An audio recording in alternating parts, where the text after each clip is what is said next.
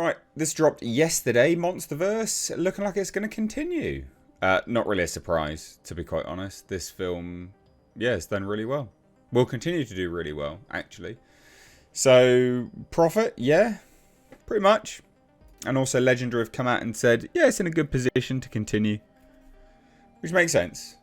Yeah, I mean, Legendary aren't... they're not wanting to put all their eggs in one basket straight away, obviously, by the looks of it.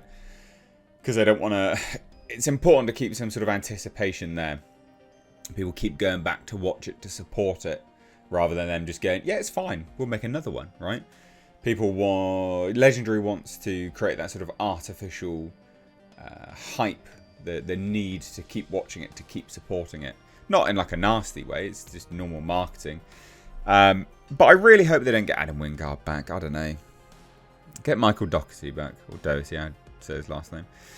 But look, here we have it. Monsterverse future looks bright after Godzilla x Kong. So, jaws dropped at Legendary and Warner Brothers when Godzilla Kong: The New Empire opened to 80 million in North America. I bet they did, to be honest. I bet they were really happy with that. You know, critics didn't like it. But again, time and time again, they're really not important. So, yeah. It wasn't double what was tracking, but still pretty much double. And by day 10 of its release, globally, it's now hit $361.1 million. And it's been number one the whole time. So, Mary Parent, who's the chairman of worldwide production at Josh Grode's Legendary, said, "This is certainly an exciting result." Good. It is, yeah, I hope so. This is Grode's company on an enviable winning streak. It is funny, actually, if you're looking at the Warner Brothers movies that have released this year, it's not the films that they've made. Because Legendary made this film. Warner Brothers distributed it. But it's a Legendary made film. And the Warner Brothers films that have released have not done particularly well. But Legendary are out there just going, yeah, you know, making bank. Very, very funny. And it says this, between Godzilla, Kong, and Dune Part 2. It says this, we're in a good position to continue the journey. But let's just see how Godzilla x Kong unfolds. These are early days, but we are certainly feeling good. And this confirms to me, so just a quick peek behind the curtain. Hollywood Accounting, they have a balance sheet. And there are multiple films on the balance sheet. So one film can tank, but, you know, actually lose money. But one film can make profit, and it can balance the sheet out. And thus, one film didn't actually, you know, lose money, basically. That's how they do. That is how Hollywood Accounting works. So these are very clearly, I mean, they say we're in a good position to continue the journey between both of them. So these two films were on the same balance sheet. But both films will make money. I mean, Dune Part 2 has made money. It's broken even. It's made money. Godzilla Kong will make money. So, on a balance sheet score, it's looking really, really good. Really good, actually.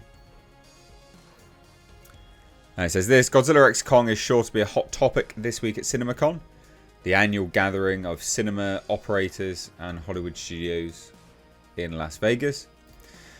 While critics mostly scoffed at the movie, general audiences and families embraced director Adam Wingard's vision of what would happen if Godzilla and Kong joined forces and stopped the planet from being destroyed. The opposite of his 2021 film Godzilla vs. Kong, which saw the two battle. So Wingard spoke with THR in mid-March about the possibility of making a third film, says there's always the seduction of making a trilogy out of it, and I think that there's some untapped areas to go into. There's also ways to continue to innovate the stylized approach to the Monsterverse. And what's great about the Monsterverse is that it's allowed so many different directors to approach it with their unique style and colour palette. This is what you give it to someone else. I don't want him to come back. I know some people, of course, really do. But I don't.